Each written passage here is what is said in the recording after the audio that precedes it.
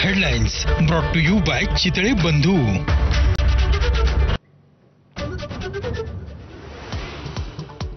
बारामतीमध्ये 5 दिवसात 314 मिलीमीटर पाऊस। पिंपळीमध्ये पाण्याच्या वेगामुळे नीरा डावा कालवा फुटला। उपमुख्यमंत्री अजित पवार यांच्याकडून पूरग्रस्त भागाची पाहणी।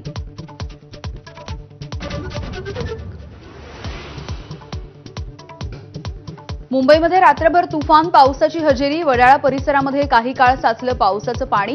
संपूर्ण मुंबईमध्ये तुफान पावसाचं थैमान।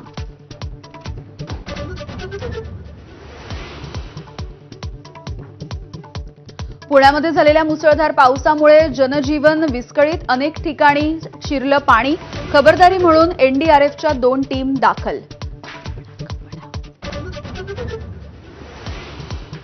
मान्सून लवकर दाखल झाला असला तरी शेतकऱ्यांनी पेरणीची घाई करू नये। कृषी विभागाच्या सूचना।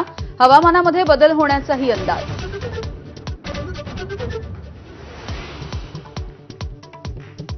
पाकिस्तानचा पर्दाफाश करण्यासाठी शेवटचं शिष्टमंडळ सुद्धा परदेशामध्ये रवाना। रविशंकर प्रसाद यांच्या नेतृत्वाखालील शिष्टमंडळ फ्रान्सला पोहोचलं। सर्व 7 शिष्टमंडळ परदेशात। हेरगिरीच्या आरोपाखाली अटकेत असलेल्या ज्योती मल्होत्राची पोलीस कोठडी आज संपणार। ज्योतीला आज हिसारच्या जिल्हा कोर्टामध्ये हजर केलं जाणार।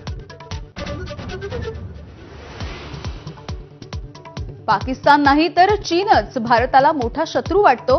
अमेरिकेच्या संरक्षण समितीचा रिपोर्ट। मोदी लष्करी सामर्थ्य वाढवून वैश्विक नेत्याची प्रतिमा बनवत असल्याचंही निरीक्षण।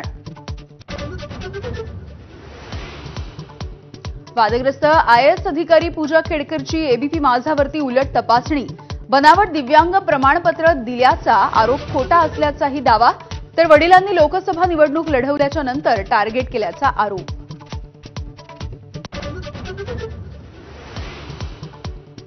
लालू प्रसाद यादव यांच्याकडून मुलगा तेजप्रताप यादवची पक्षासह कुटुंबामधूनही हकालपट्टी। बेजबाबदार वर्तन करत असल्याचा ठपका ठेवत मुलाला दाखवला बाहेरचा रस्ता। तांत्रिक अडचणींमुळे लांबलेली 11वी प्रवेश प्रक्रियेची वेबसाईट आजपासून सुरू होणार। 11 वाजल्यापासून नाव नोंदणीसह महाविद्यालय पसंतीक्रम भरण्याची सुविधा उपलब्ध। येत्या 3 जूनपर्यंत मुदत। राज्यामध्ये रविवारी कोरोनाचे 35 नवे रुग्ण। एकूण रुग्णसंख्या 241 वर। कोरोनाचा विषाणू सामान्य, त्यामुळे चिंतेचं कारण नसल्याचं डॉक्टरांचं मत।